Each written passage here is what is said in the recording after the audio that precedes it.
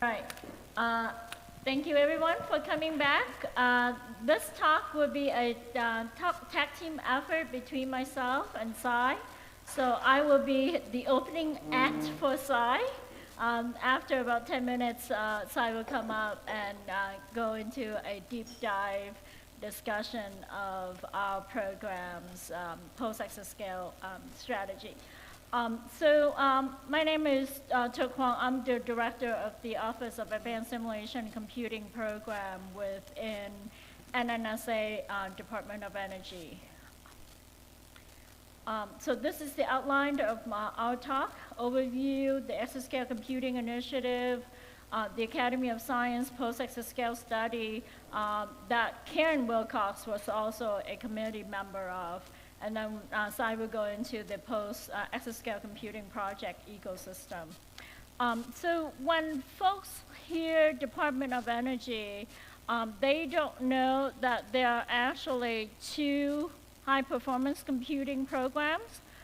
This is in the Office of Defense Programs, which is the nuclear stockpile program, the weapons program, within NNSA.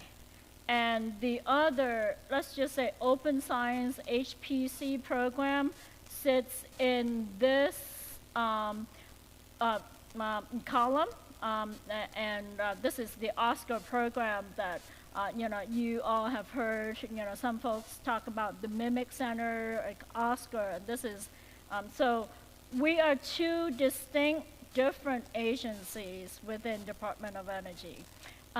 The budget for DoE in general for this fiscal year is about $52 billion. NNSA has about $32 billion of that. But we don't have a full year appropriation, so. Let's see.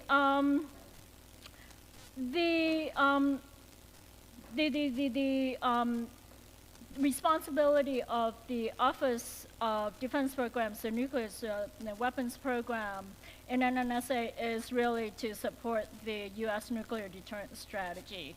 And I just want to show you that my program, the ASE program, we sit in the R&D side of DP.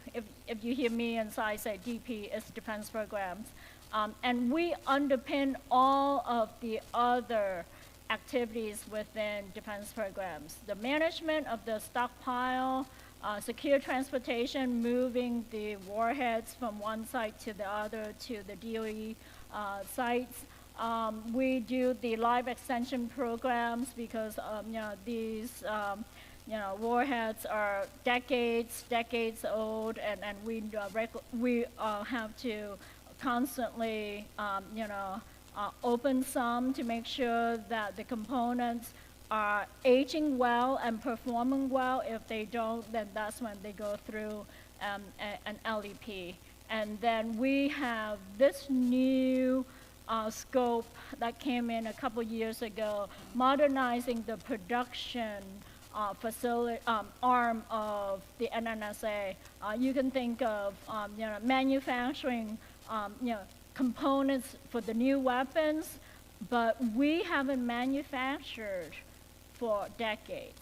We don't have the facilities, and this is where my program, with advanced computing, with ModSim, with AI, we have been called to help more of. And this is where Karen Wilcox's digital twin effort comes in, because we have the digital twin, but now we have to work with other programs for them to produce the physical twins, right? And then for them to learn from our digital twins how to improve their process, how to accelerate their manufacturing capabilities that they have to stand up from zero. Let's see. So maybe a not so secret is that I have been with the ASE program since its start. That's where I first met Jim Ang in 1995, the start of the ASCII program.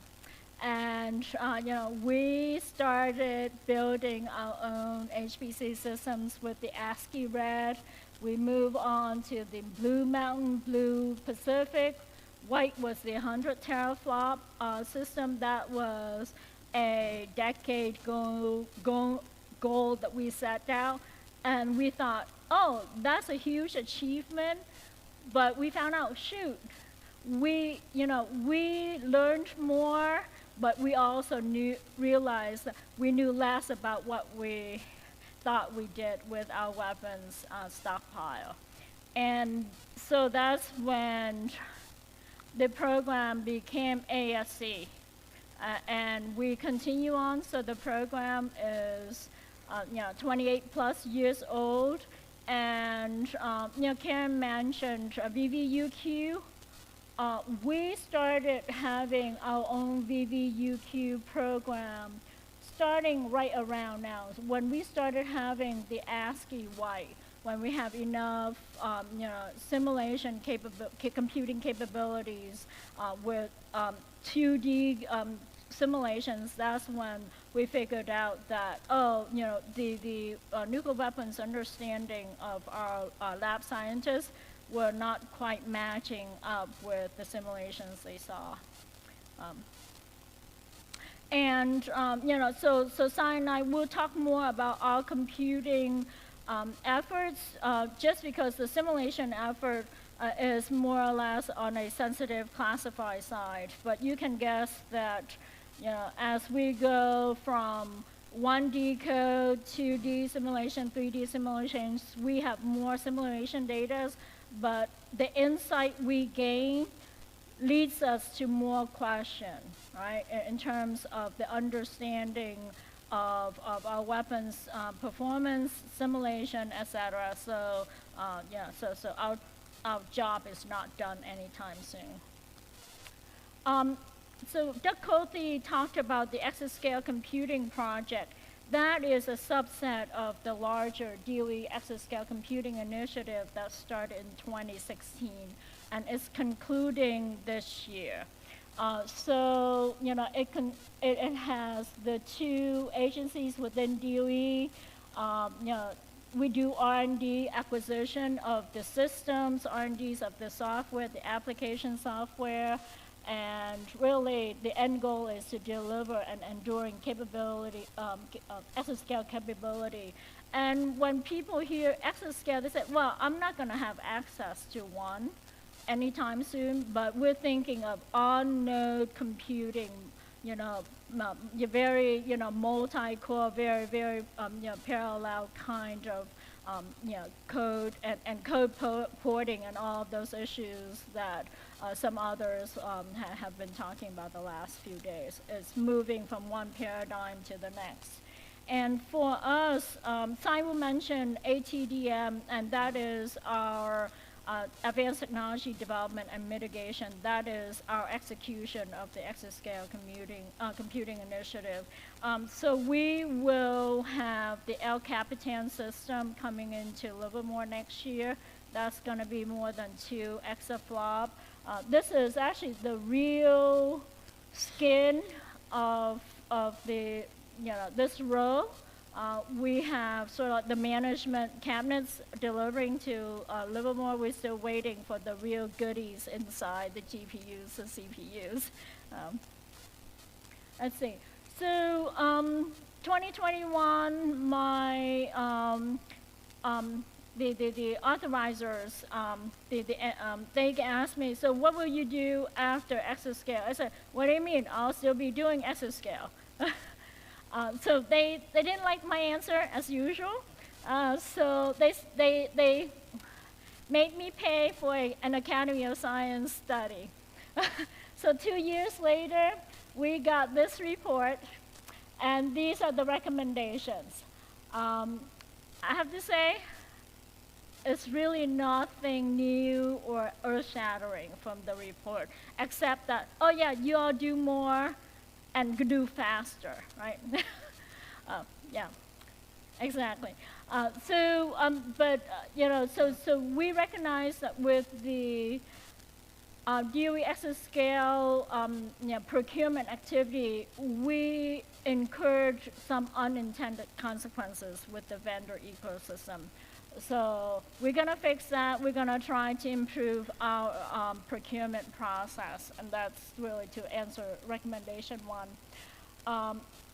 Recommendation 2, continue to do high-risk, high-reward research in applied math, computer science, computational science. It says, yeah, I know that. Recommendation 3, working with other agencies, academia, and also international collaborators, and to address our workforce challenge. And I would say that this is where, where we have our PSAP program to be, our response to this recommendation, and that is what Karen was talking about in her digital twin. Somehow they talked about the PSAP program in their study. They didn't call on me, so I'm innocent of whatever they put in that report, but I'm gratified that they actually highlighted PSAP, which I personally started in 1997. So it took a long time, but we have a really tight relationship with our U.S. academia. Let's see. All right, so I'm going to pass the mic over to Sai to go into the technical weed. Good technical weed, though. Yeah, well, weed isn't a word we like to hear in the federal space. We're not allowed to. Okay, all right. So we talk a little bit about how our applications and science runs are just set up, because I think sometimes you'll hear a lot about hardware and stuff, but this is really where we actually get our work done. So this is my designer guy down the design desk will come up with some concept. These kind of physicists, these are engineers. Some of these guys are pretty wacky. They'll figure out how to build some kind of geometry of that. Just to give you an idea, this stuff might take a couple of days, right? They'll figure out how we're going to put this into our science codes, and that might take a couple of days. And then they'll pass this down to someone who's going to do meshing. So they'll take this geometry and they'll try and do a mesh. And this is the first time you see down here just how long our stuff takes, right? It takes months for us to produce the first mesh that we can go off and simulate. That's the first problem, right? Just to kind of give you an idea. So when Thuc says we got to go faster, she says to me, we need to be able to do these things in days, end to end. You can't take a year. So just make sure if you add all this up, this thing might take 6 to 9 months from scratch, from start to finish, for us to do a single campaign. And so I'll come back to why that's important for HPC people in a second. But the bit we've usually focused on, and of course the bit you hear about at supercomputing and Gordon Bell and all this other stuff, is in that orange window down there where we do lots of physics. So we take that mesh, we do tons of different types of physics on it. Of course, we can't tell you about what all those are. And then magic spits out at the other end. Of course, the designer got it wrong. If you tell them that, they'll hate you and they'll never talk to you ever again. But secretly they can admit it, and then they'll go back and they will keep refining it. And so this whole thing takes months and months and months for us to basically plot things out the other end that we like. So for a new design, something might take 5 to 10 years for us to think about a new design from start to finish. And so Exascale, I draw these little lines here. Exascale has been really focused on this orange window because that is kind of like the tallest pole in the tent, the months. We've got some great viz. But now we're kind of stuck with all this other stuff. And so I'll talk a little bit about what we're trying to do to address some of these physics things. Still are really slow. They're still our bottlenecks. But all this other stuff is really slow too. And so the challenge in front of us at NNSA is not just to do great exascale stuff, but it's actually to kind of get the whole science delivery of the machines to go faster.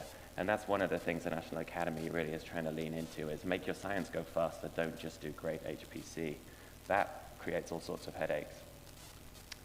So just to give you a sort of internal, so if you took that orange thing right there and you kind of looked at it, it would be this horrible kind of big sandwich mess. So this is where we're at in ATDM. This is our current snapshot of Exascale. So we've taken all our physics modules, we stacked them in there. We've got lots of people that have done some great stuff. Originally, they were writing that in CUDA, and then we decided we were going to buy AMD because NVIDIA was very expensive. So now we bought some AMD hardware, and then all of a sudden we had a sort of, oh crap moment, we don't have everything ready to go on AMD. And so we've been building these abstraction layers that allow us to run on lots of different types of hardware. We'll come back to why that's useful later. But just so you can see here, we've got some physics runs really well on these accelerators. Unfortunately, there's some physics over there that only runs really well on CPUs, and so we've still got a lot of work to do to get that to be completely fixed.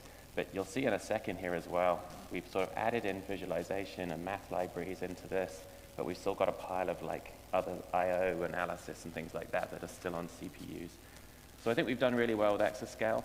It's been great. We spent 7 years basically expanding the collection of things in this box. But we've still got lots of work to do. So why do you care about all this stuff if we can't give it to you? Well, most of that software that we have, every piece of software that we've written in Exascale that we can give out, we have decided to pursue open source. So Nicholas, you should be giving me lots of thumbs up at this moment and lots of extra time to tell everybody about that, right? So everything that we can, we have tried to go down open source. And in a second, I'll talk to you about why we're doing more than just open source and why I think that the strategy ASC is pursuing is better than just open source. The other thing we've done is we've tried to build SPAC recipes. For those of you who don't know what this is, it's kind of like a packaging thing. You give it a recipe and it sort of spits out all the software in a compiled form that will run on your hardware. So not just have we said we're going to do open source, but we've also told you how to build it on all the platforms that we have available to us. And we've put all that out there so you can replicate virtually the entire stack of what we're doing. But while we've got a little bit more work to do, I'll show you in a second here. So just to come back to this software strategy. So software is really where we spend a lot of our time. We spent most of it on GitHub and doing all the normal open source stuff and making licenses and all this other kind of stuff. We're committed to an open source strategy, but we're doing more than that. So yes, I think it was maybe 2 days ago, we talked about the sovereignty of sort of data and software products, and maybe the US hasn't always, you know, we've done open source, but maybe we've not always been the most respectful of other communities around the world when we think about open source. Well, we're trying to do more than that. Rather than just have the US stick all its software open source and sort of still own the direction, we've moved into pushing everything into Linux Foundation, which allows everyone else in the world and everyone else in the community to participate in that and maybe lead it, right? So this is a strategy we're pursuing now, which is, I would say, is true open source, right? Where you actually give up control of it to a community and you let the community decide the strategy of that. So we'll keep pushing DoE's software patches and stuff out, but now we're inviting everyone else not just to participate in that process, but in also the direction that the technical path pursues. And so this will launch later this year in 2024, probably around ISC. There's a website down there you can go check out the whole pile of packages. So all our Exascale stuff that we've produced is more than just this E4S version of a software stack. It's now open for everybody to come and play and to sort of help us build the community around it. Why are we doing that? I think really that we look around the world and we see everyone else pursuing Exascale. There's so much that we can share, but a lot of people tell us that we're not really going to do that unless we can have a full seat at the table. And so we've decided that that's the right way to go. And so ASC is committed to do that for all of our software work in the R&D space. I think that's a big step forward, although it might look like a small one. It's very big for us to kind of give up control at DoE. I personally am a control freak. It is very hard for me to let go. And having these folks here that are really the thought leaders at the labs convinced me this was a good idea. It took some time, but now I'm fully behind it. I know, it's very difficult for me, right? I'm still sort of, there's this coffee shop called Therapy, and every morning we joke we're going to therapy. Well, this was one of the things that I actually needed to kind of get over. And so over in the corner here is this other thing we're pursuing, which is to look at our software. You can't really, these sort of risk matrices, but we're looking through all the software products that we have, and we're seeing which ones of these things does DoE do, where do we add unique value, where are there other players in the open source community or HPC community or vendors that do this better than we do. And so really we should participate in those communities, and which ones should we develop new capabilities. And so that's our strategy as well, is to take a much more careful sort of surgical view of where DoE is adding value and to concentrate our work into those areas. So you should see, I would say, a different strategy from DoE moving forward around this. So this is my analysis. I know Satoshi had all these slides. So we went from our pre-exascale to exascale system, had an absolute massive increase in compute. All the AI fans will be very happy that we have that. The rest of us are like, not so sure if it's that useful. Memory bandwidth went up by 5. 5 is less than 8, of course. This is now a major problem. We spent a ton more on networking, so we got increase of 8 on networking, but we did that by spending more dollars, and our latency stayed the same. So we spent a pile of hardware money, hardware R&D money. I think we got improvements everywhere, but the recognition is that now we're really stuck on memory bandwidth. And so when you look at that little orange thing with those circles going around, there's little kind of components in there that are not getting faster at the same rate that the system sort of sticker performance is going up, so we're getting stuck. And so roll on to stuff that we're trying to pursue in ASC on a program level with R&D is now our exascale program's over, we're trying to figure out what do we do next with hardware R&D. You've heard our software strategy. This is our hardware R&D strategy. We have a part of this advanced memory technologies work going on. It's all NDAs, so we can't tell you much about it, but just think about this as new materials, different ways of assembling memory in stacks and things, and sort of how you would blend that with compute. These are the folks we're working with here. NVIDIA just recently got added. Same thing over there for networking. We've lent really hard into working with a company called Cornelis that span out of Intel. They power our commodity systems today. They've got some great designs moving forward. And then on the far end, somewhere in the audience there's an ex-Silicon person. See, I said I put the logo up and there it is. So there's this project called Vanguard that we have at ASC which looks to build advanced prototypes. So some of the stuff Jim talked about today was sort of prototype chiplets and things. This is kind of more like prototype node designs with things that we wouldn't normally buy, which we would regard as sort of higher risk than we would normally take. And we're trying to de-risk bringing in novel technologies to the program so that we can develop them for HPC use. And there's some really cool stuff in that program, and sort of reconfigurability is the lead that I would talk about. Okay. So back to what we're trying to do then with those apps. So if you were to take all this stuff and squish it together, we might change our apps to look something a bit like this. So this is my next sandwich diagram, right? So we've pulled more physics into the accelerators. You see the number of physics that now only run on CPUs has got smaller. And why has that happened? Because we've got some additional accelerators. So we could put, say, Next Silicon or Cerebras or other accelerators down here. And it's enabled us to bring those physics modules over. The things that we couldn't run on GPUs before, we can now bring them over to this accelerated section. And we could run them on some other accelerators. And so that's our kind of plan right now, is to figure out how to bring more of our problematic physics modules that don't run very well on a CPU or a GPU over to different accelerators to build them on abstraction layers, and then this gives us sort of operational independence on the hardware as we move forward.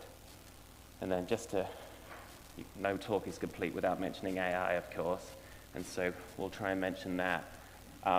Always incorrect in my business. I love Ruud's analysis of AI being always incorrect. AI, always incorrect in my business in the weapons program is a real problem, let me tell you. So any moment you suggest that you might put a rocket up and you've got a 50-50 shot of it coming back down on you is not a good day in our line of work. So, so this is causing some real stress. It's interesting to listen to Andrew's talk this morning about sort of the relative merits of AI. We're having a really hard time with this in terms of there's piles of papers. All the academics, of course, have solved all this stuff for a very specific problem. But when you put it all together into this big goop of kind of physics and stuff, the AI is just not producing solutions that work very well yet. And we've got a long way to go to sort of tune that up for science and do the verification and validation that we need to do for real. So while I know we're having trouble with places like Boeing, but I would suggest that no one would get onto a plane that was designed entirely by AI without very careful verification and validation of the results. Even if just small components in that plane were designed by AI, you still would kind of want to know that there was something really, really sane about the assembly of them. And so that's kind of the thing we're working on. But here's the steps where we think AI is going to come in. So we did all these. The first thing is, that whole process of going through this with a human designer for sort of months is if we can sort of produce a robo-designer that, can go a little bit quicker and maybe do some optimization up front and suggest bad ideas before the designer commits them to simulation, that would save us a ton of time. And that one turns out to be quite easy. Human in the loop, they can kind of check the results. We think we've got that one, we've got great prototypes for that. But these things down here, these steps where we produce days of input generation and days of meshing things, most of these steps that take a long time are resolved by humans sitting down and fixing problems. And it turns out that you can use AI to do some of those too, right? And then I've got my sort of surrogate physics blob over there. So maybe there's a way we can turn some of these physics stages into surrogates and run faster. And so this whole process, you know, we can start taking the months and turn them down into just numbers of weeks or days by using AI to accelerate them. But nothing here has really moved into the sort of verification or validation or the science piece without there being a lot of care being applied. And so this is how I think, frankly, in high consequence science environments with AI, I think this is where we're going to see it. I know a lot of folks at DoE are talking about sort of rip up the playbook, we'll just do AI forever and, you know, forget about modeling and simulation and all that. I think that's great, but in the high consequence environment that we're in, it's going to take us a very long time to begin to adopt it. And so this is the kind of strategy that we're pursuing right now. Okay, and then Thuc talked about all that other, you know, how do we know we're doing a good job in the weapons program? We have all this, this is my picture of a lab notebook. This is an unclassified lab notebook, but with lots of little handwriting in it. This is a UGT test, or this is above ground test actually in Nevada that we did in, I think, in the 50s. And so we've got this historical data archive that we're trying to slip in that will help kind of characterize some of the design choices for the designer in our sort of robo-assisted designer. And then down the end, we've got lots of experimental data that we feed into analysis. And so if we can kind of combine those in some models, we're able to you know, perform more data analysis, both at the historical side and at the generated side to provide more insight. And that's all great, except for the fact that this, it turns out to be, you know, sort of terabytes to petabytes. That thing down the end, down at the air, is like exabytes. And so, you know, my almost daily request to Thuc is to give me lots more money to buy hard drives. And it turns out that storage is actually really the limiting factor in NNSA, and we've got to figure out how to do a lot better job in data infrastructure and storage before we can get most of these models stood up. So when we're done with all that, the cool bit of my job as well is not only have we got to do all this stuff right now for post-exascale, but, you know, after that, believe it or not, we're even starting to think about what we're going to do after the post-exascale. So the post-exascale is we have to have this sort of enduring capability over time, and so we're starting to think about what comes next. Significant investments in neuromorphic and quantum. You've heard a bit about machine learning. Neuromorphic, to me, is really what machine learning and AI is going to become. I don't think a lot of these accelerators and things ultimately are going to be able to scale up for power, et cetera, unless they become sort of lighter and smaller. And neuromorphic is sort of that kind of technology, and so some blending of these two is the direction of travel I think most of the industry is going to have to pursue if we're going to keep going. And then quantum, nothing to say about that yet, but we're working on some real quantum hardware. Okay, finally, I've got one more slide after this that will give you my final thoughts. But the data center that we've got right now is basically just, you know, a big machine room with one of these big machines in it. Thuc showed you the pictures. Of course, I think we have beautiful.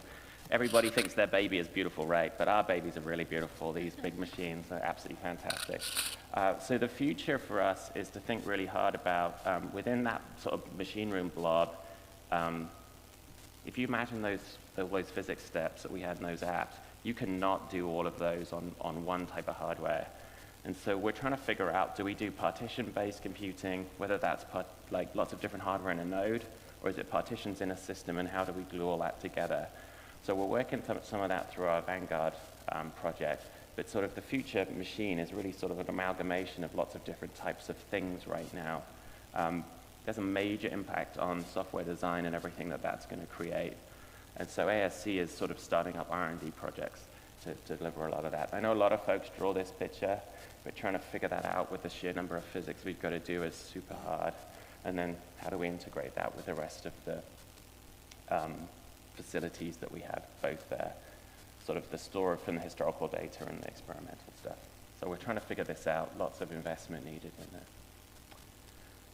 Just, I guess that was one extra slide in your iterant. This is our procurement timeline.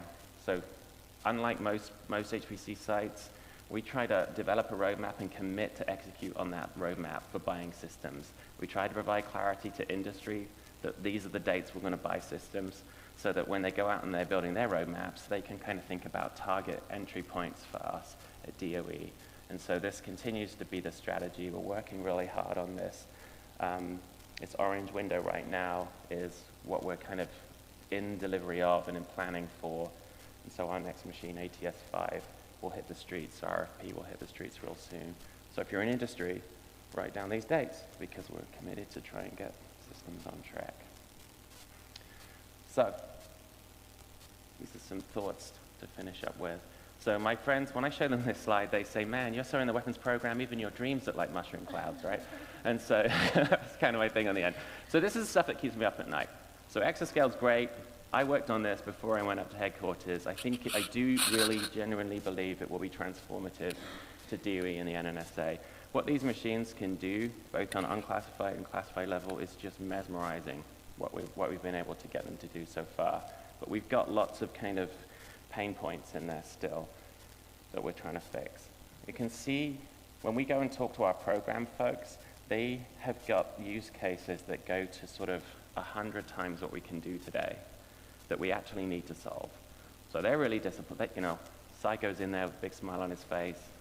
We've done great, guys. We're going to give you this great machine. And they kind of all pouty-faced and look back at me and tell me it's not fast enough, it's not big enough, memory capacity sucks. Like, we got to do better, Psy. You know, please go back to the drawing board and try again.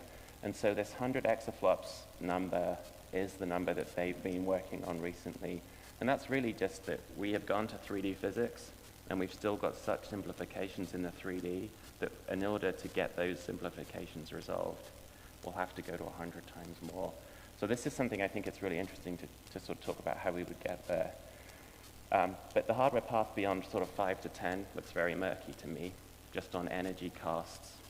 Andrew's big cloud Microsoft machine is going to come and sort of eat up lots of parts of HPC. And so how do we really do that? It's difficult to know, right?